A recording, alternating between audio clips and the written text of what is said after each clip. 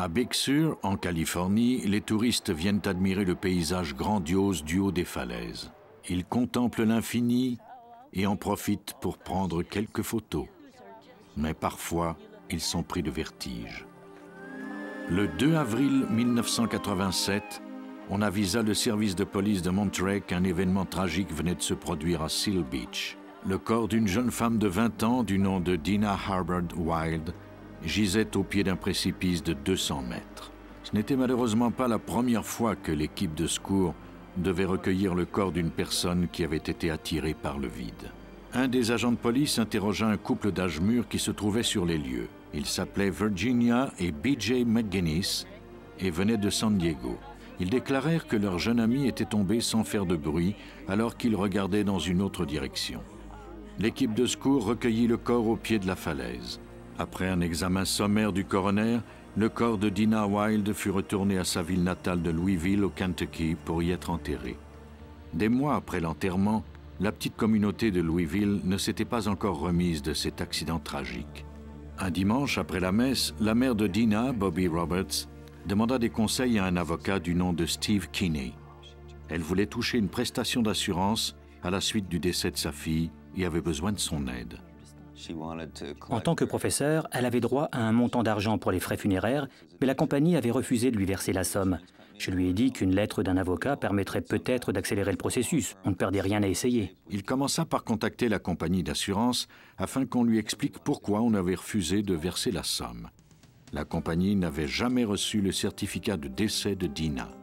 Kenny contacta alors le bureau du coroner de Monterey et demanda qu'on le lui envoie. Le certificat indiquait cependant qu'on n'avait pas encore déterminé la cause du décès. Dina était morte plusieurs mois plus tôt. Qu'est-ce qui pouvait donc occasionner tant de délais? Kenny contacta à nouveau la compagnie d'assurance dans l'espoir qu'on accepterait d'expédier la somme malgré tout. Lorsque nous les avons rappelés, nous avons été très surpris d'apprendre qu'une police d'assurance sur la vie de Dina avait été émise au bénéfice de quelqu'un d'autre et qu'on avait déjà réclamé l'indemnité. La bénéficiaire était nulle autre que Virginia McGinnis, la personne avec laquelle Dina avait passé ses derniers moments. La veille de l'accident, Virginia avait acheté une police d'assurance de 35 000 $ au nom de la jeune fille. Le lendemain de sa mort, elle avait essayé d'encaisser l'indemnité. La mort de Dina n'était peut-être pas accidentelle, mais sans témoin ou indice, comment Kinney pourrait-il déterminer ce qui était vraiment arrivé? L'hypothèse selon laquelle Dina avait été poussée n'était pour le moment qu'une spéculation. Afin de prouver qu'il y avait eu méfait, Kinney avait besoin de preuves. Il essaya de remonter la filière en tentant d'en apprendre davantage sur la relation entre Dina et le couple plus âgé. Virginia et B.J. McGinnis étaient les parents d'un ami de Dina. Ils l'avaient hébergé chez eux à San Diego après sa séparation. La solitude de Dina avait été moins difficile grâce au temps passé dans sa famille d'adoption. Dina était connue pour sa naïveté. Avait-elle été dupée par la gentillesse des McGinnis? Kenny obtint une copie du rapport d'autopsie du bureau du coroner de Monterey. Quelque chose piqua sa curiosité. Une analyse sanguine révélait la présence d'amitriptyline, soit un antidépresseur appelé Elavil. Ce médicament n'avait jamais été prescrit à Dina, mais plutôt à B.J., le mari de Virginia. La toxicologue Catherine Ham effectua une nouvelle analyse sanguine. On avait pris soin de conserver un échantillon du sang de Dina lors de son autopsie. Le travail consistait à évaluer la quantité d'amitriptyline. Kinney espérait que s'il y avait eu crime, on pourrait le prouver au laboratoire. La plupart des criminels sous-estiment ce que nous pouvons réussir à découvrir en laboratoire. L'analyse consiste à ajouter un solvant à l'échantillon. Le tube est ensuite agité pendant une vingtaine de minutes, ce qui aura pour effet de séparer le médicament du sang et de le mélanger au solvant. On retire ensuite le solvant et on le fait évaporer. On injecte ensuite le produit dans un chromatographe à gaz, un instrument qui sépare les composés d'un produit selon leurs propriétés chimiques. Catherine Ham retrouva les caractéristiques de l'antidépresseur dans le sang de Dina. Les données étaient identiques. Ce médicament a des effets secondaires désagréables tels que la confusion. Ce n'est pas le genre de drogue qu'aurait essayé Dina pour le plaisir. Les patients qui consomment ce médicament éprouvent souvent des sensations de faiblesse, des nausées, des étourdissements. Ces effets sont encore plus importants chez un sujet qui n'a pas l'habitude de prendre ce médicament régulièrement. Aucune photo de la victime n'avait été prise par l'équipe de secours, mais on savait ce qui s'était passé juste avant la chute fatale. Virginia avait envoyé des photos de Dina, prises le jour même de l'accident, à sa mère, en guise de condoléances. Ces photos recelaient-elles des informations importantes? Au premier coup d'œil, les 15 clichés témoignaient d'un voyage touristique des plus classiques. Dina semblait à l'aise et sereine. Mais Kinney fit une étude plus approfondie des photos et comprit tout de suite que quelque chose se tramait. Le médicament commençait visiblement à faire son effet sur la photo suivante. Le regard brillant de Dina s'était éteint. Elle semblait incapable de se tenir debout toute seule. Lorsque Kinney vit la photo numéro 11, il fut convaincu que Dina savait ce qui se tramait. Ce qui à première vue ressemblait à une banale promenade s'avérait être les derniers moments de la vie de Dina. Sur le bord de cette falaise, on peut voir les pieds de Dina pointés en direction des rochers, du côté de la route. Mais sa tête est floue parce qu'elle se tourne et réalise qu'on la pousse.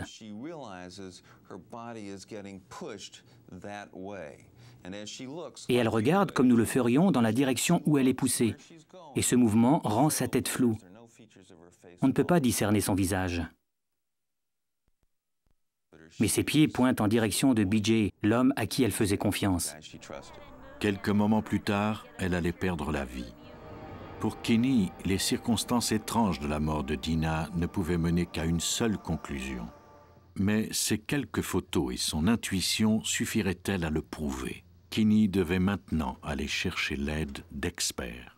Steve Kinney relut le rapport d'autopsie de Dina Wilde à la recherche d'un indice qui corroborerait l'hypothèse d'un homicide. Le coroner de Monterey avait déterminé que le décès de Dina avait été causé par une fracture du crâne. Sans doute avait-elle perdu pied à cause de ses talons hauts. Selon lui, il n'y avait rien d'anormal dans cet accident. Mais Kinney n'en était pas aussi sûr et quelque chose dans le rapport du coroner indiquait peut-être que ce n'était pas le cas. Il apporta les photos de l'autopsie au médecin légiste Barbara Weekly Jones. Parviendrait-elle à déterminer s'il y avait eu meurtre ou non?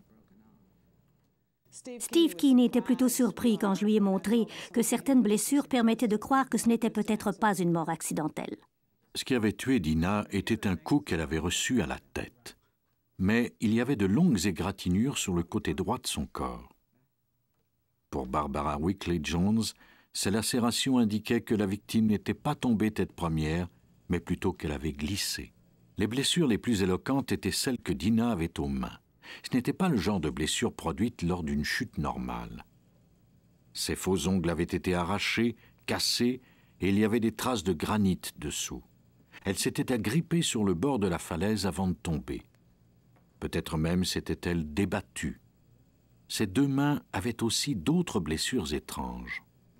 Il y avait de gros bleus autour de ses jointures, le genre d'hématome qu'on pourrait avoir si on vous marchait sur la main pendant que vous vous agrippez au rebord d'une falaise. Kinney se demandait si la fracture du crâne de Dina était le résultat ou la cause de sa chute. Le haut de la falaise était en pente douce sur quelques mètres. Normalement, Dina aurait lutté pour ne pas tomber, se serait agrippée aux pierres et aux racines, mais les paumes de ses mains n'avaient pas la moindre trace de blessure. Rien n'indiquait qu'elle s'était cramponnée à quoi que ce soit. L'analyse de Barbara Weekly Jones confirmait l'hypothèse de Kinney, selon laquelle la victime avait été poussée et que son corps était tombé mollement. Mais cela ne prouvait pas qu'il y avait eu homicide. Alors que faire? Il y a un proverbe qui dit que ce ne sont pas les circonstances qui mentent, mais les gens. Kinney devait maintenant tourner son attention sur les deux suspects, Virginia et B.J. McGuinness. Ce couple sympathique avait-il pu préméditer le meurtre de Dina? Avait-il pu pousser la jeune femme du haut d'une falaise de 200 mètres? En fouillant le passé de ces suspects, Kinney découvrit une série de morts inexpliquées et de duperies. Il ne s'attendait pas à ce que la feuille de route de Virginia fût si sanglante. Cette infirmière retraitée à l'allure mielleuse avait pourtant un passé de psychopathe, de mythomane et de pyromane. Elle avait aussi torturé des animaux. Sa fille et son second mari étaient morts accidentellement. Ses parents et certains de ses patients étaient morts de causes inconnues. Elle avait touché des indemnités d'assurance vie à maintes reprises. Kinney dressa un rapport élaboré de ses découvertes. Cela ne ferait pas arrêter Virginia et B.J. McGuinness, mais cela permettrait au moins que l'enquête soit rouverte. La police d'assurance de Dinah avait été achetée à San Diego. C'est donc le bureau du procureur de cette juridiction qui poursuivit l'enquête. Le détective Scott Lawrence prit la relève de Steve Kinney. Tout comme l'avocat de Louisville, il était résolu à découvrir la vérité. Dinah était morte 1 an et demi plus tôt. Il ne restait plus ni indice ni trace de sang. La seule donnée précise dont disposait Lawrence était l'emplacement du corps après la chute. Il devait maintenant déterminer où Dinah se trouvait juste avant de tomber. Nous devions déterminer l'endroit où elle se trouvait au moment de sa chute. Elle était ici, à environ 1 mètre de ma position actuelle. Ceci est basé sur les interrogatoires et les photos. L'emplacement déterminé par Lawrence n'était pas un endroit d'où quelqu'un pouvait perdre pied, même s'il portait des talons hauts.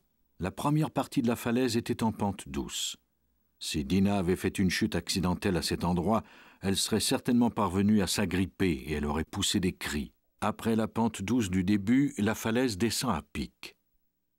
Lawrence tenta d'établir la vitesse et la trajectoire de la chute de Dinah. On prend une pierre et on la lance au bas de la falaise. Cela nous indique quelle sera l'accélération du corps après la pente douce sur environ 15 ou 20 mètres en direction de la mer. Si Dinah était tombée en chute libre, elle aurait fracassé le sol à une vitesse de 190 km/h. Pourtant, son corps était encore en une seule pièce, n'avait pas subi de blessures importantes ou de fractures. Les découvertes de Lawrence concordaient avec l'analyse du corps faite par Barbara Wickley-Jones. Dinah avait fait une chute lente et molle, et non pas une dégringolade à haute vitesse. La reconstitution détaillée de Lawrence n'avait rien à voir avec le témoignage de McGuinness. En septembre 1989, la police disposait d'indices suffisants pour procéder à l'arrestation des McGuinness. L'aventure commencée par Steve Kinney se termina lorsque le jury trouva Virginia McGuinness coupable de complot, de meurtre au premier degré, de fraude et de contrefaçon. Elle fut condamnée à la prison à perpétuité, sans possibilité de libération conditionnelle. B.J. McGuinness, quant à lui, était mort d'une pneumonie avant le début du procès.